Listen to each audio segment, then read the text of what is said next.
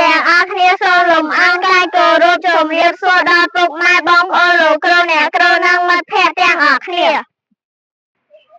កូនឈ្មោះថាកើតហៅសាជូលីមានអាយុ9ឆ្នាំរៀនថ្នាក់ទី4កនៃសាលាសន្តិកូនមានឈ្មោះថាទួយថងឆៃមានអាយុ8ឆ្នាំរៀននៅថ្នាក់ទី4កនៃសាលាសន្តិ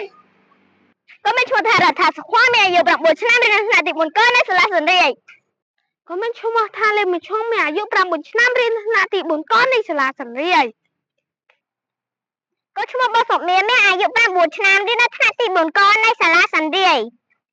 ថ្ងៃនេះកូនទាំងអស់គ្នាពិតជាមានសេចក្តីសប្បុរសរីករាយយ៉ាងក្រៃលែងដែលបានមកធ្វើបទបង្ហាញអំពីរបៀបសំពះខ្មែរការសំពះគឺជាទម្រង់សម្ដែងការថ្វាយគុំនិងការគោរពរបស់ខ្មែរជាកັບបណ្ណារបៀបសំពះខ្មែរមាន5របៀបដែលកូនខ្មែរគ្រប់រូបគួរចងចាំនិងអនុវត្តឲ្យបានត្រឹមត្រូវរបៀបសំពះទី1គុំដៃត្រឹមថាសំពះចំពោះព្រះពុទ្ធទេវតាឬការបួងសួងសូមទស្សនាដូចតទៅ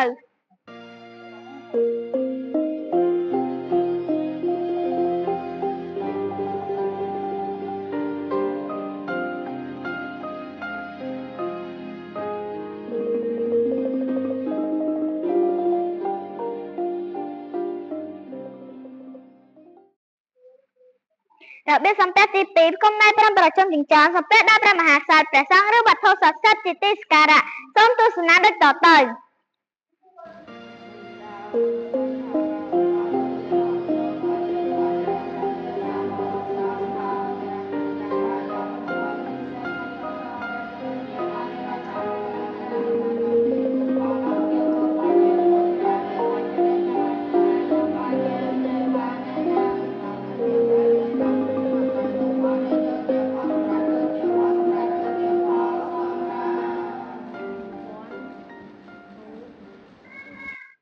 របៀបសំពះទី3គុំដៃត្រឹមច្រមុះសំពះមាតាបិតាជីដូនជីតាឬគ្រូបាអាចារ្យសូមទស្សនាដូចតទៅ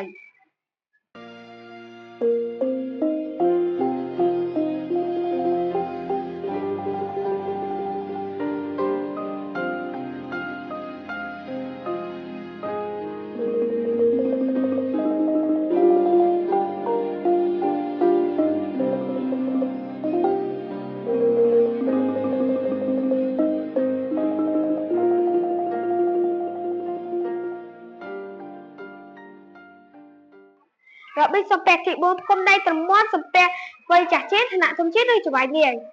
សូមទស្សនាដូចតទៅ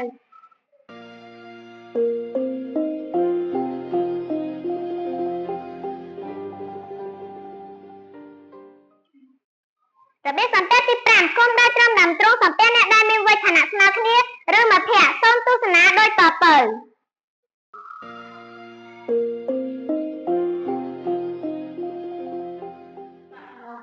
ជាទីបញ្ចប់កូនទាំងអស់គ្នាសូមអរគុណដល់ពុកម៉ែបងប្អូនលោកគ្រូអ្នកគ្រូនិងមិត្តភក្តិទាំងអស់គ្នាដែលបានតាមដានទស្សនាពួកខ្ញុំពីដើមរហូតដល់ចប់សូមអរគុណសូមជម្រាបលា